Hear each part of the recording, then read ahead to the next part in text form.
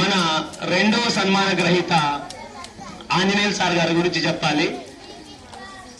Sir ఎలాంటి వ్యక్తిత్వం అంటే తను మనసులో ఏది నమ్ముతాడో దానినే సాధిస్తాడు.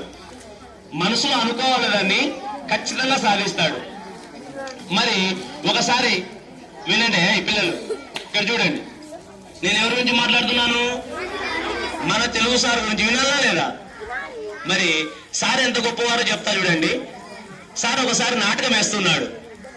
సంజీవ్ రాయుడు గారికి ఆడవేషం వేస్తున్నాడు. వాడు గుండు చేయించుకున్నాడు. సార్ వానికి గుండు చేయించుకున్నాడు. మరి జడ ఎట్టగట్ట బోడి గుండు మీద నిమిషాల మీద జడ కట్టాడు. బోడి గుండు మీద కూడా ఎటుకలు రప్పియగలడు. మరి అంత టాలెంట్ ఎలా పెడతాడో, మిసాలు ఎలా పెడతాడో, ఎలా అక్కిస్తాడో, ఏ రంగులు పూస్తాడో, సెకండ్లకైనా ఆ వేషధారణ అది ఆయనకు మాత్రమే సాధ్యం. తర్వాత ఒక్కసారి పాఠశాల చుట్టూ చూడండి. మరి 124 మొక్కలు ఒక్కటన్నా చనిపోయిందా? ప్రతిదీ సారి పేరే కలవరిస్తా ఉంది. అవునా కదా?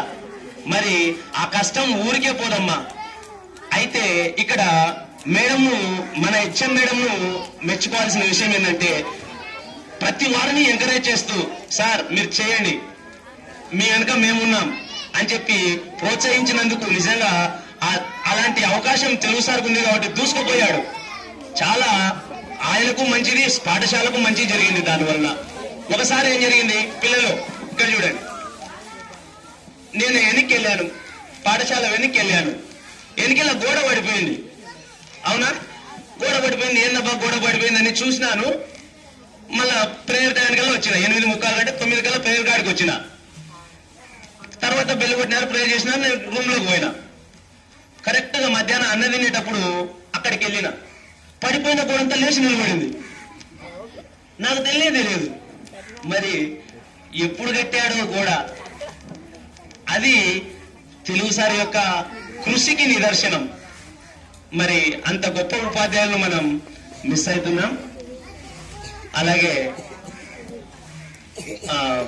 మన పక్కన ఉన్నటువంటి పాఠశాల హెచ్ఎం మేడం గారిని రావాల్సిందిగా కోరుతున్నాం. రైట్. తర్వాత ఇంకా ఇలా తెలుగు సార్ గురించి చెప్పుకుంటూ పోతే రోజులు చాలా. మన ప్రధాన